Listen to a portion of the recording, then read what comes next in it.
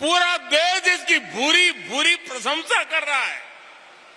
लेकिन कांग्रेस ने पहले दिन से ही विरोध करना शुरू कर दिया। अब भी नकारात्मकता फैला रहा है कांग्रेस वाले।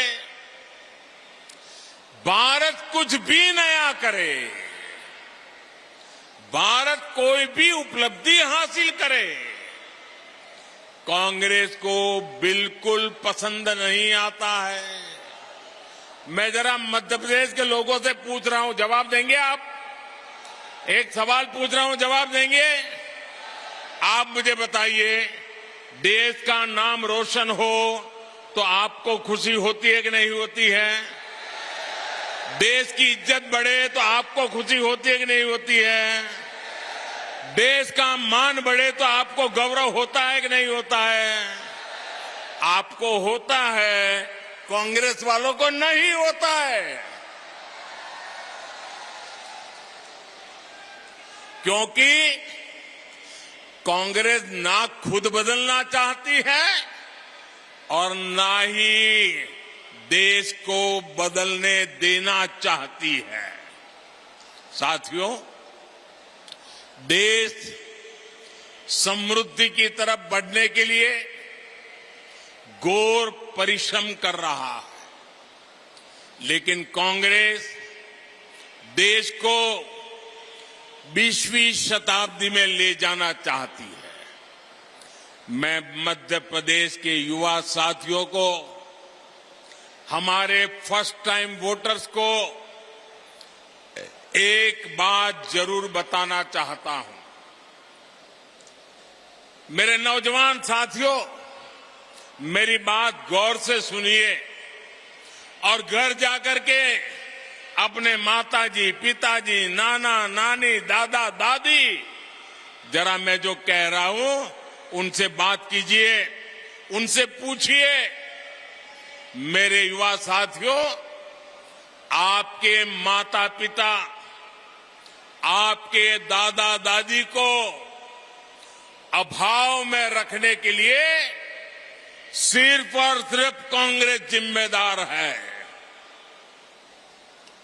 उनको मुसीबत में जीने के लिए मजबूर करने वाली एकमात्र पार्टी कांग्रेस पार्टी है। आज दुनिया भारत को लेकर जो कुछ कह रही है, ये सारे गौरवपूर्ण काम पहले भी हो सकता था, लेकिन कांग्रेस सिर्फ एक परिवार का गौरव गान करने में ही जुटी रही। कांग्रेस ने प्रजातंत्र को परिवार तंत्र बना दिया। कांग्रेस भारत में भ्रष्ट व्यवस्था को पोषित करने में ही जुटी रही।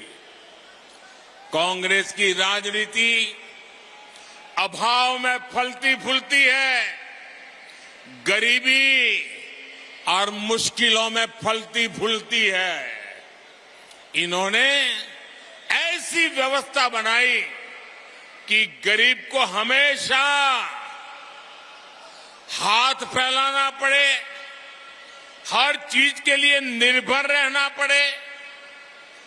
गरीब को तरसाकर कांग्रेस को ये जताने का अवसर मिल जाता था कि उन्होंने गरीब को कुछ दिया है। ये अपनी योजनाओं का लाभ भी उन लोगों को देते थे जिनसे उन्हें वोट मिलते थे। इसलिए कांग्रेस ने जानबूझकर देश को गरीब रखा, देश के लोगों को अभाव में जीने के लिए मजबूर किया, रोटी, कपड़ा, मकान में ही उलझाए रखा।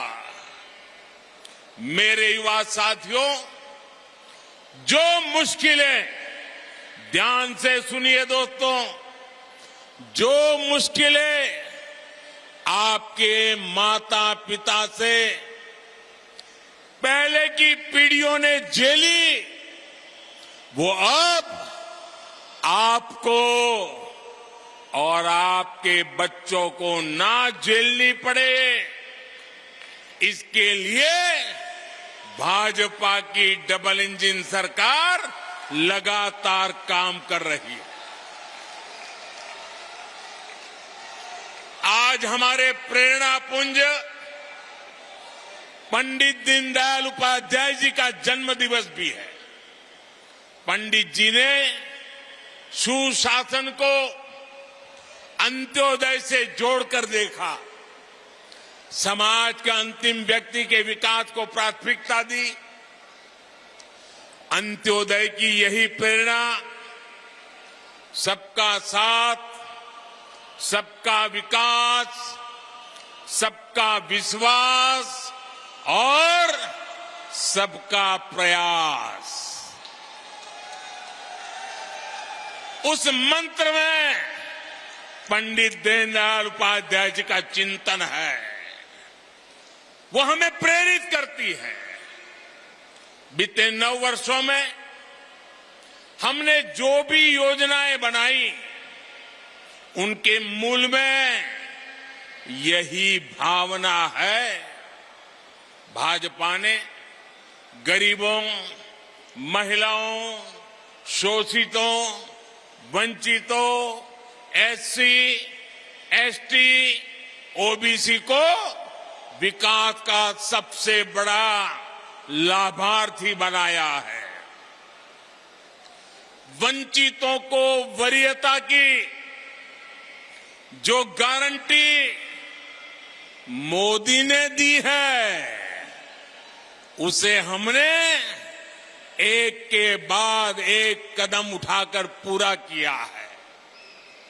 हमने गरीब का जीवन बेहतर करने के लिए प्रयास किए, प्रामाणिक प्रयास किए। समाज में जो अभाव था उसको दूर किया, और जानते हैं इसका नतीजा क्या मिला है? मैं आपसे एक बात पूछूं,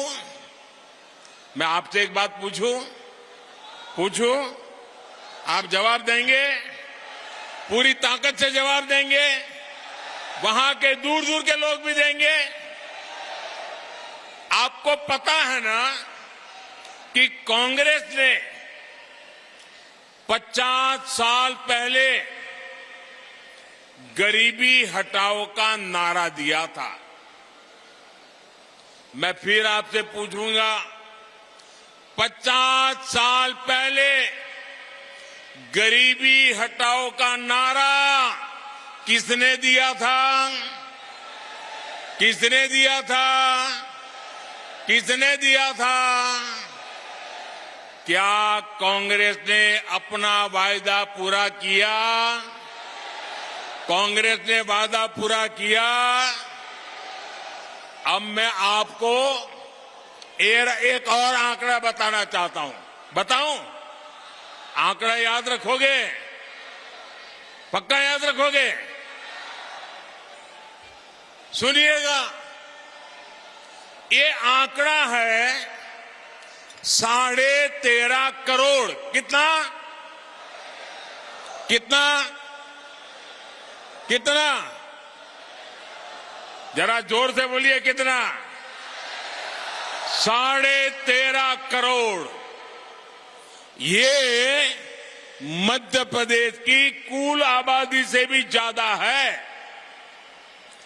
भाजपा सरकार के 5 साल में ही देश में 13.5 करोड़ लोग गरीबी से बाहर निकले हैं। ये सुनकर के आपको आनंद होता है कि नहीं होता है? आपका उत्साह बढ़ता है कि नहीं बढ़ता है? गरीबों का कल्याण करना अपना काम है कि नहीं है? हम अपना काम पूरा कर रहे हैं कि नहीं कर रहे हैं?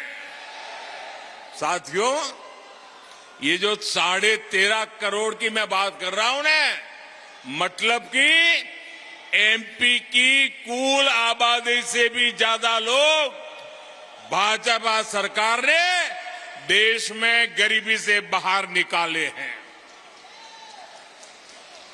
मेरे प्यारे मध्य प्रदेश के भाइयों बहनों, मेरे प्यारे देश के भाइयों बहनों, ये मोदी की गारंटी का नतीजा है।